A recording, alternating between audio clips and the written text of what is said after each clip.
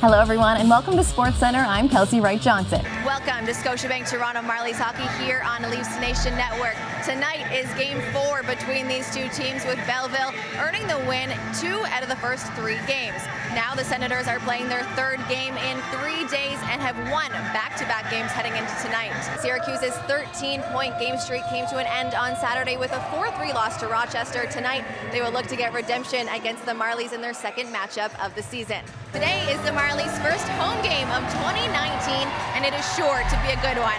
1 week ago when these two teams matched up, it was the Marlies who earned the 5-4 overtime victory against the Charlotte Checkers. Charlotte started their 6-game Canadian road trip back on December 28th as the best team in the league. Fast forward 10 days to right now, they're still sitting atop the AHL standings with a league best 55 points. Toronto is adding a surge of fresh faces to their offense tonight as Pierre Engvall returns from injury and Sam Gagner rejoins the lineup after the Vancouver Canucks loaned him back to Toronto earlier this week. When Alexei does suit up, what will he bring to this team?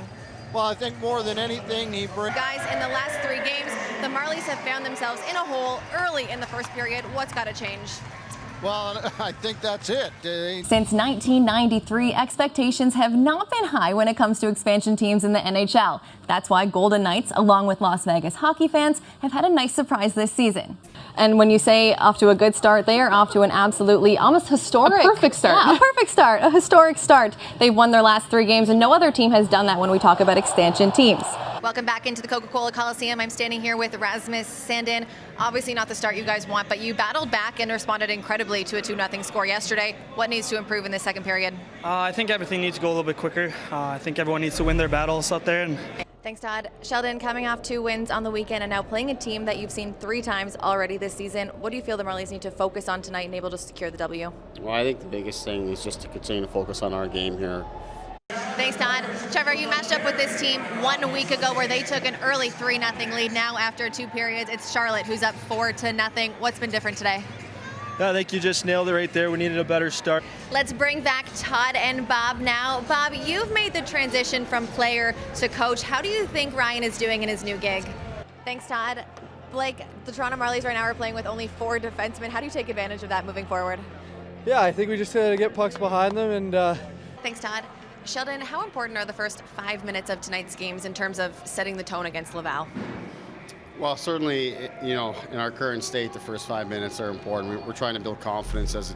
Thursday night was all about Nylander's debut, and now with that behind him, he hopes to be past the jitters and ready to go tonight in Boston. Paul Hendrick and Joe Bowen have more from Beantown. Kelcey, thanks very much. And Joe, here we go. What positives can the Marlies take from yesterday's game and apply here tonight? Well, I think certainly a lot more than what they could have taken up. On offense and defense, the Marlies dictated the pace of this game for the entire period. What improvements have you seen from your team early in tonight's game?